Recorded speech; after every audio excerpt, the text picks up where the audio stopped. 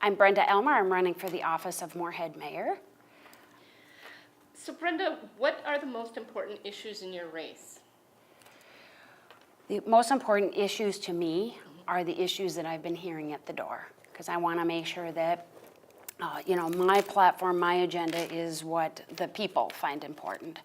And what they tell me at the door is, first and foremost by far, is the business development, the business climate. They see the closing of the 3 bigger retailers as concerning. I usually talk about all of the momentum we have going on in Moorhead, some of the projects most of them are not aware of, how it's exciting. That usually gives them a little bit of comfort. But I agree with them, and that would be one of my top priorities, is to improve the business climate.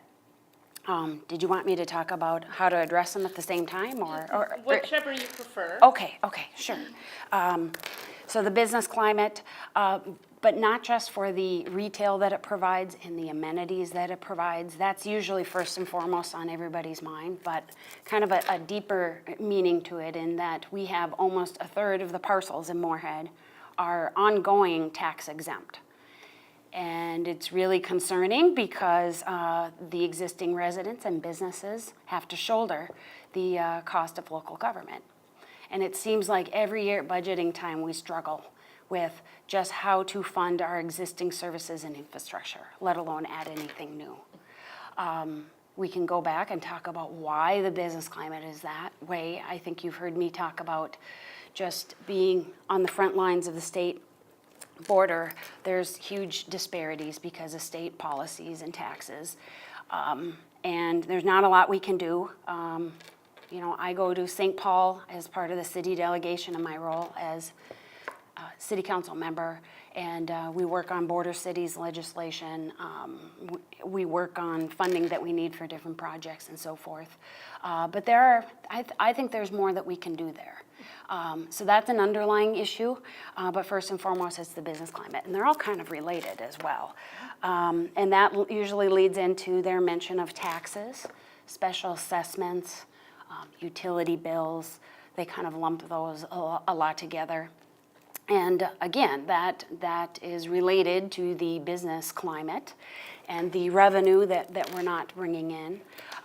Because if you don't have that strong base for your resources, and really property taxes is it for Moorhead. We get some local government aid and then a little border cities funding, but that's our primary tool. We don't have the sales tax option that some North Dakota cities have.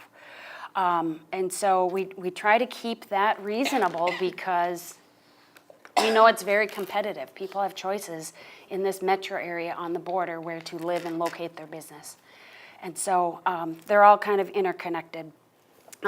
So all of those services, and then they also talk about services, infrastructure that they want improved or expanded, streets, that sort of thing. We have aging infrastructure. And then they talk about new services or new amenities that they want.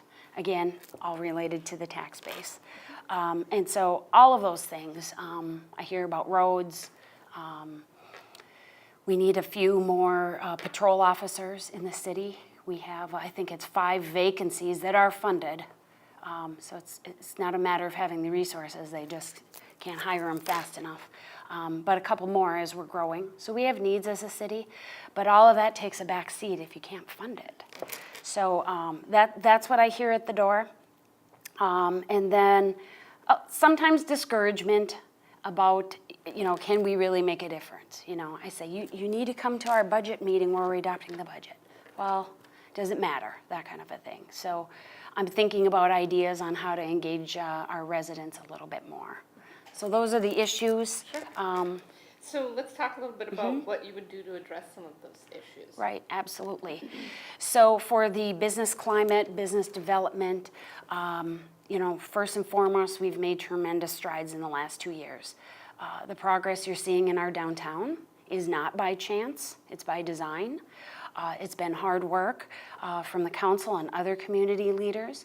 We recently modified our tax incentives to make them less cumbersome, more practical, more competitive. we entered into an agreement with Downtown Moorhead Incorporated, a new entity that's come forward, and we're really, really excited about that. We've made policy changes to various things to make the business climate a little bit more friendly. A case in point, something that I pushed for was our sign ordinances was a source of frustration, especially for businesses right downtown on our main drags where you had a majority of businesses that were grandfathered in, and the ones that weren't were stuck with what they had because of our policies. So we need to be a little bit more flexible there and more reasonable. So that's just an example.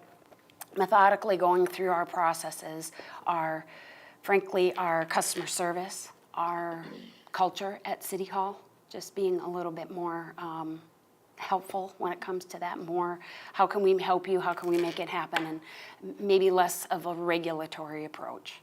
So those are some things we've really worked hard on. Our new city manager is really big on partnerships, expanding existing ones, creating new ones, and that's really exciting. We have some things in our budget for new amenities as a result. And I can't remember having that in many, many years. So we have a couple of needs assessments, one for an aquatic center, another one for a fire station that we've so desperately needed. As Oakport came into the city, we have some response time that we really need to address. And so those are kind of growing pains of a growing city too.